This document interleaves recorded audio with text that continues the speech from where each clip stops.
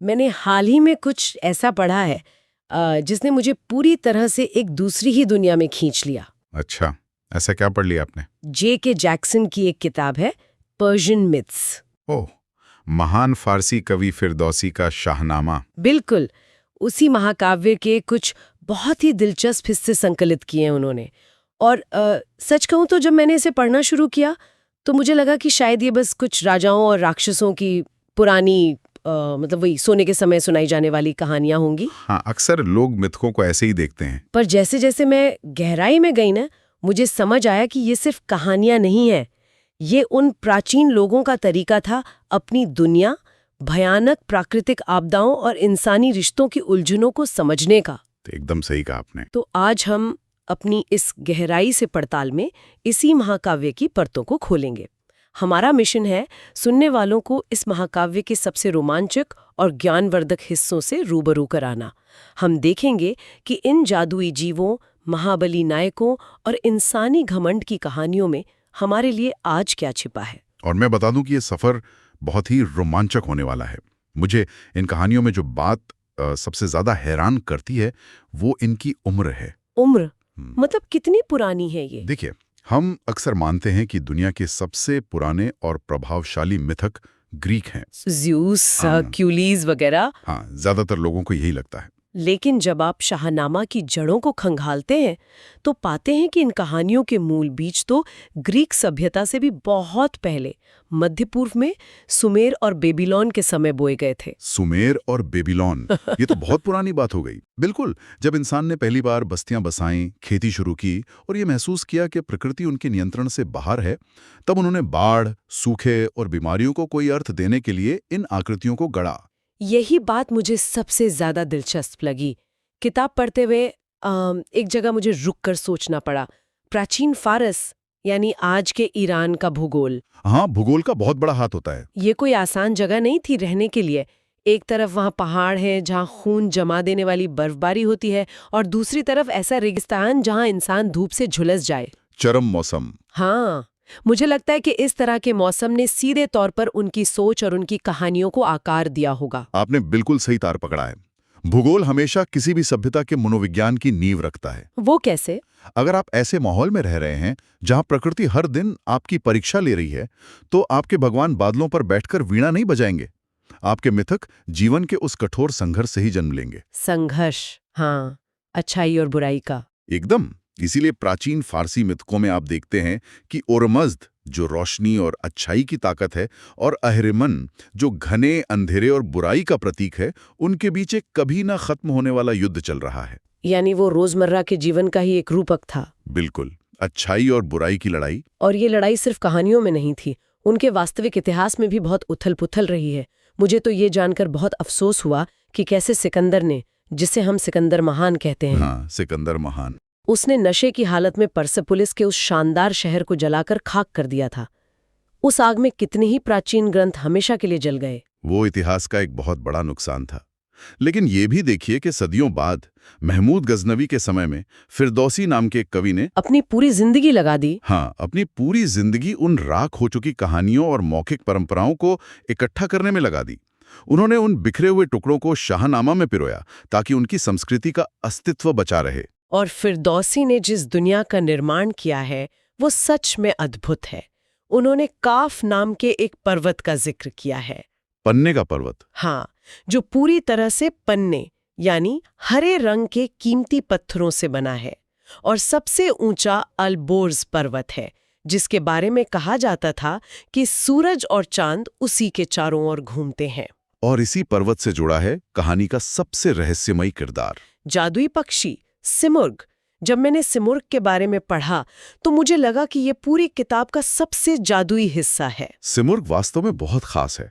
वो सिर्फ एक विशाल जादुई पक्षी नहीं है, वो प्रकृति की उस रहस्यमयी, प्राचीन और दयालु शक्ति का प्रतीक है जो तब दखल देती है जब इंसानों की अक्ल काम करना बंद कर देती है। जैसे कि जाल के जन्म के समय। बिल्कुल।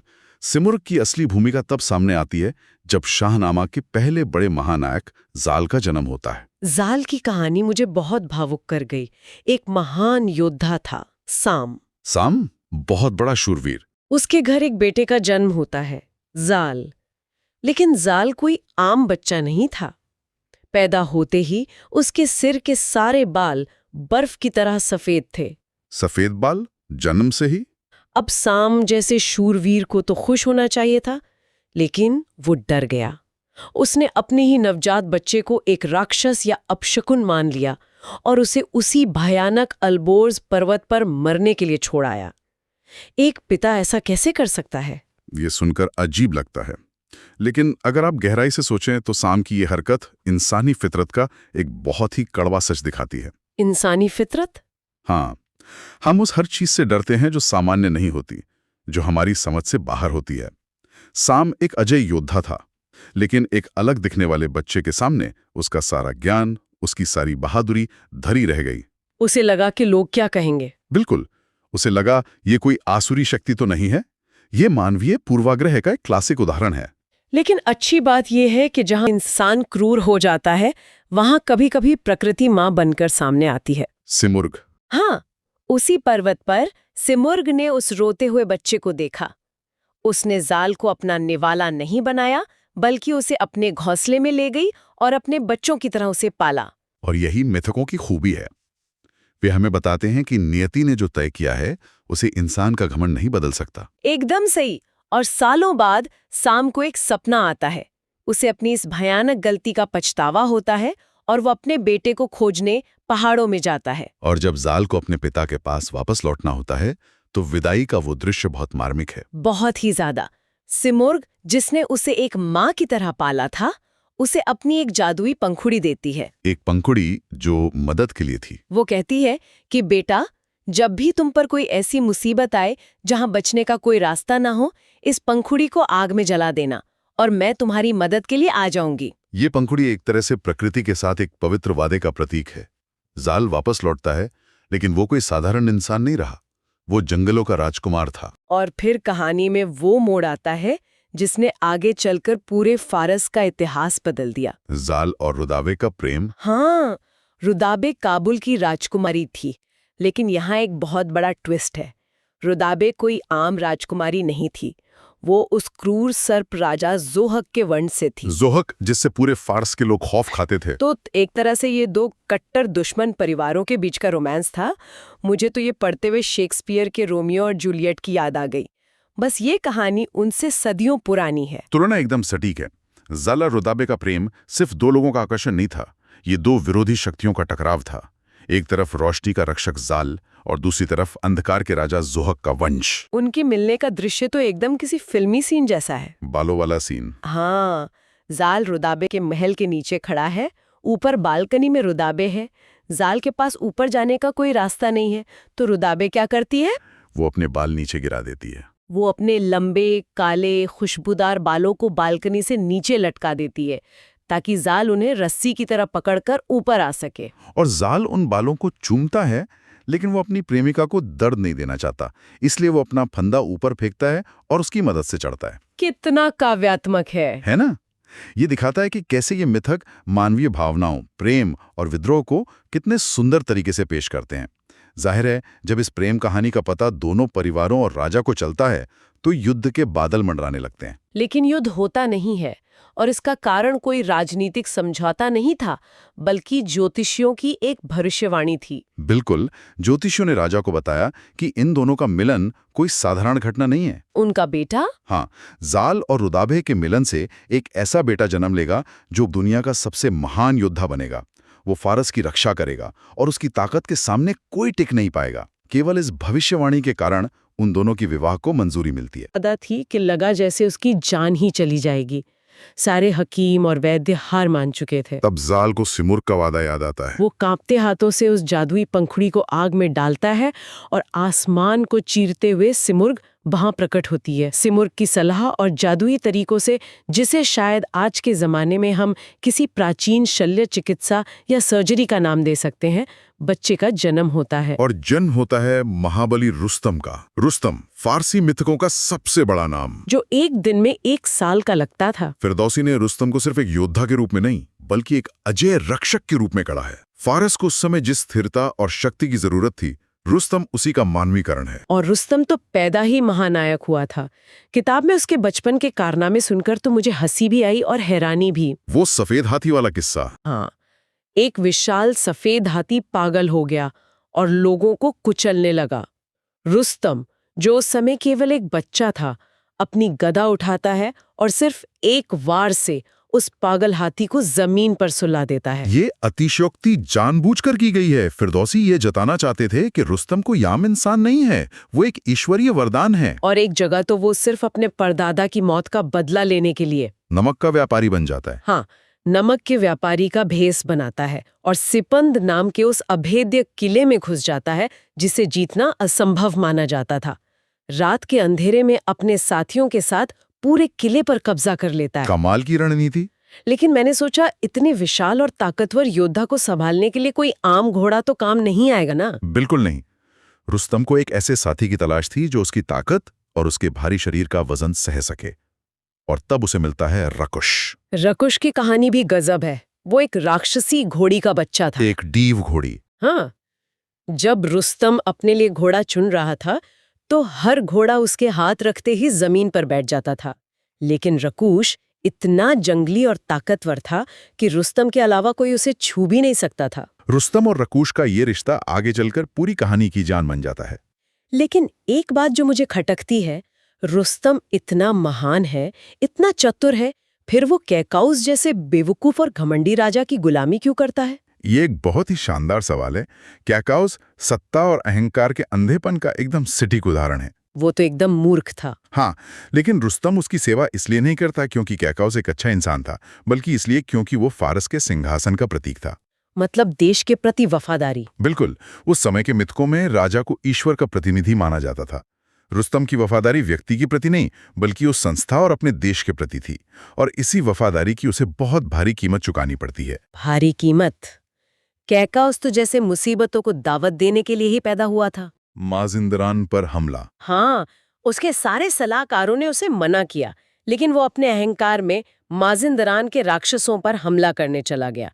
और नतीजा क्या हुआ? सफेद राक्षस। वहां के सफेद राक्षस ने अपनी जादुई शक्तियों से आसमान में काला जादू कर दिया, कैकाउस और उसकी पूरी सेना को अंधा कर दिया और उन्हें बंदी बना लिया। और राजा को बचाने की जिम्मेदारी फिर से रुस्तम के कंधों पर आ गई। बेचारा रुस्तम। और यहीं से शुरू होती है रुस्तम की वो महायात्रा जिसे द 7 लेबर्स या 7 महाकार्य कहा जाता है। ये कोई साधारण बचाव अभियान नहीं था। नहीं, ये एक नायक की शारीरिक, मानसिक और आध्यात्मिक परीक्षा थी।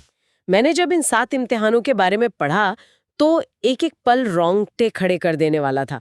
पहला इम्तिहान तो बहुत ही मजेदार है। क्योंकि वो रुस्तम ने नहीं, रकुश ने पास किया था। हाँ, रुस्तम सो रहा था और एक खूंखार शेर ने उन पर हमला कर दिया। रकुश ने अकेले ही अपने खुरों और दांतों से उस शेर को फाड़ डाला। और रुस्तम की डांट भी खाई को दिखाती है। वे सिर्फ सवार और घोड़े नहीं थे, वे युद्ध के मैदान के साथी थे। और दूसरा इम्तिहान? दूसरा इम्तिहान मुझे व्यक्तिगत रूप से बहुत पसंद है। वो था एक तपते हुए रेगिस्तान को पार करना, जहां भयंकर प्यास के कारण रुस्तम की असीम ताकत भी जवाब दे जाती है। वो मौत के बिल्कुल करीब था। अपनी तलवार के बल पर वो हाथी को गिरा सकता था, लेकिन प्रकृति के सामने वो पूरी तरह बेबस हो गया था। तब जाकर वो ईश्वर से प्रार्थना करता है और एक भेड़ को देखता है। एक भेड़ को पानी की तरफ जाते देख उसके पीछे पीछे चलकर अपनी प्यास बुझाता है। ये हिस्सा ये साबित करता है कि कितनी भी ताकत क्यों ना हो, इंसान की एक सीमा होती है। इसके बाद के इम्तिहानों में हम देखते हैं कि रुस्तम एक विशाल ड्रैगन को मारता है रकुश की मदद से। और फिर एक सुंदर जादूगरनी का सामना करता है। वो जादूगरनी वाला हिस्सा बहुत डरावना था। वो सुंदर रूप धर कर आती है, लेकिन जैसे ही रुस्तम ईश्वर का नाम लेता है वो एक काले बदसूरत राक्षस में बदल जाती है। और रुस्तम उसे चीर डालता है। फिर वो औलाद नाम के रक्षक को हराता है और उसे अपना मार्गदर्शक बनाता है। फिर माजिंदरान में प्रवेश। माजिंदरान में घुसकर अर्जंग नाम के राक्षस का सिर काट देता है। लेकिन सबसे खौफनाक था 7वां इम्तिहान, सफेद राक्षस के साथ उसकी अंतिम लड़ाई। ये इम्तिहान सबसे महत्वपूर्ण है क्योंकि ये एक अंधेरी पाताल जैसी गहरी गुफा में लड़ा गया था, जहां सफेद राक्षस सो रहा था। वो गुफा किसी आम गुफा जैसी नहीं थी, वो इंसान के सबसे गहरे डरों का प्रतीक थी। रुस्तम उस सफेद राक्षस से लड़ता है, उसे मारता है और उसका दिल चीर कर निकाल लेता है। और वो दिल निकालता क्यों है? हमारे सुनने वालों को ये बताना जरूरी है। क्योंकि उसी राक्षस के दिल के खून से कैकाउस और उसकी अंधी सेना की आंखों की रोशनी वापस आनी थी। राक्षस के खून से अंधापन दूर करना, क्या गजब का रूपक है। बिल्कुल। ये दर्शाता है कि अज्ञानता और अहंकार के अंधेपन को दूर करने के लिए आपको अपने सबसे बड़े डर का सामना करना ही पड़ता है। लेकिन मुझे लगता है कैकाउस का अंधापन कभी दूर हुआ ही नहीं। वो अपनी बेवकूफियों से बाज नहीं आया। वो उड़ने वाले तख्त की बात कर रही हैं आप? हाँ, एक घटना जो किताब में है उसे पढ़कर तो मैं अपनी हंसी नहीं रोक पाई। कैकाउस को एक दिन लगा कि वो जमीन का राजा तो है, अब उसे आसमान पर भी कब्जा करना चाहिए। तो उसने क्या किया? उसने भूखी चीलों और विशाल पक्षियों के सामने मांस के टुकड़े बांधकर एक उड़ने वाला तख्त बनाया। दुनिया की परेशानियां छोड़कर बस अपनी जिद में अंतरिक्ष की सैर पर जाने की होड़ में लगे हैं। एकदम सही तुलना है। कैकाउस उड़ा तो सही, लेकिन जब वे पक्षी थक गए तो तख्त समेत वो सीधे चीन के एक सुनसान बीहड़ इलाके में जा गिरा। और फिर से रुस्तम को उसे ढूंढने और बचाने जाना पड़ा। ये राजा कभी नहीं सुधरेगा। ये सत्ता के नशे पर एक बहुत गहरा प्रहार है। कैकाउस के पास सब कुछ था, लेकिन उसे वो चाहिए था जो इंसानों के लिए नहीं है। जब कोई शासक खुद को प्रकृति और ईश्वर से ऊपर समझने लगता है तो उसका पतन निश्चित है। इसके बाद की कहानियों में तो बस अंतहीन युद्ध है। तुरान के राजा अफरासियाब और फारस के बीच लंबा और खूनी संघर्ष चलता है। और सियावूश की हत्या का बदला, युवा राजा के खुसरू का सिंहासन पर बैठना। और इन युद्धों में हथियारों के साथ साथ जादू का भी भरपूर इस्तेमाल होता है। हाँ, जैसे पीरान वीसा नाम का एक कमांडर था। उसने क्या किया था? उसने एक जादूगर की मदद से युद्ध के मैदान में अचानक भयंकर बर्फबारी और ओले गिरा दिए। इससे पारस की सेना जमकर मरने लगी। इन मिथकों में युद्ध सिर्फ तलवारों से नहीं लड़े जाते थे, रहस्यमयी ताकतें भी पूरा दखल देती थीं। लेकिन जादू हो या राक्षस, जब रुस्तम मैदान में आता था तो सब फीके पड़ जाते थे। किताब में उसके युद्ध के कुछ दृश्य किसी हॉलीवुड की ब्लॉकबस्टर एक्शन फिल्म से कम नहीं है। उश्कबुस वाला किस्सा। हाँ, सोचिए जरा, एक बार रुस्तम बिना घोड़े के पैदल ही मैदान में खड़ा था। तुरान का एक घमंडी योद्धा उश्कबुस उसका मजाक उड़ाते हुए कहता है, अरे तुम तो पैदल हो, तुम्हारी तो ऐसी ही मौत आ गई। और रुस्तम शांत भाव से कहता है, मैं तुम्हें पैदल ही मौत के घाट उतारने आया हूं। एकदम हीरो वाली एंट्री। रुस्तम पहले अपना तीर चलाकर उश्कबुस के घोड़े को मारता है और जैसे ही वो नीचे गिरता है एक और अचूक वार से उश्कबुस को ढेर कर देता है। एक और है कामूस का फंदा। रुस्तम उसे अपनी ताकत से तोड़ देता है और उसे ही बंदी बना लेता है। और वो चिंगुश नाम के योद्धा का किस्सा, जब चिंगुश रुस्तम से डरकर भागने लगता है तो रुस्तम दौड़कर उसके भागते हुए घोड़े की पूंछ पकड़ लेता है। घोड़े की पूंछ? हाँ, वो इतनी जोर से खींचता है कि घोड़े सहित उस योद्धा को सीधे जमीन पर पटक देता है। फिरदौसी ने जानबूझकर रुस्तम को इस तरह के अति मानवीय गुण दिए हैं। क्यों? देखिए, जब किसी सभ्यता को बार बार हमलों और आपदाओं का सामना करना पड़ता है तो उन्हें एक ऐसे महानायक की कल्पना की जरूरत होती है जो किसी भी प्राकृतिक या अप्राकृतिक खतरे के सामने चट्टान की तरह खड़ा रह सके। रुस्तम एक व्यक्ति नहीं था, वो फारस के लोगों का हौसला था। एकदम सही। तो अब जब हम आज की इस विस्तृत चर्चा के आखिरी पड़ाव पर हैं, मुझे लगता है हमें एक कदम पीछे लेकर सोचना चाहिए। आज के समय में जब हमारे पास हर दिन सूचनाओं का सैलाब आता है, हम इन सदियों पुरानी कहानियों से क्या सीख सकते हैं? श्रोताओं के लिए आपका क्या संदेश है? मैं कहूँगा कि ये कहानियां हमें सिर्फ इतिहास या जादुई दुनिया की सैर नहीं कराती हैं, ये हमें खुद को समझने का एक नजरिया देती हैं। Tools for self understanding. जैसे रुस्तम का धैर्य। बिल्कुल, रुस्तम और रुकुश का धैर्य, उनकी वफादारी और विपरीत परिस्थितियों में उनका कभी हार ना मानना हमें सिखाता है कि चाहे हमारे सामने कोई भी परेशानी हो, चाहे वो कोई सफेद राक्षस हो या तपता हुआ रेगिस्तान, हाँ, संयम और साहस से हर बाधा को पार किया जा सकता है। और कैकाउस की बेवकूफियां हमें ये याद दिलाती हैं कि अहंकार इंसान का सबसे बड़ा दुश्मन है। बिल्कुल सही कहा आपने।